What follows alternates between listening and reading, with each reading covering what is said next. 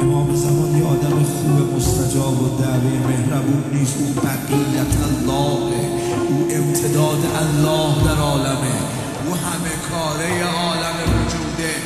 برای اینکه بتونی توی این دنیا صاحب قدرت بشی، توبه کنی، بتونی دنیا تا آباد بکنی، صاحب منصب معنوی و دنیایی بشی، توی این عالم باید به اعتبار خودت نه به اعتبار امام زمان تصمیم بگیری، به اعتبار امام زمان زندگی کنی، به جیب امام زمان چشم کشی، بتونی به ید او در این عالم قدرت نمایی کنی. کسی که این حرف رو فهمید از امشب زندگیش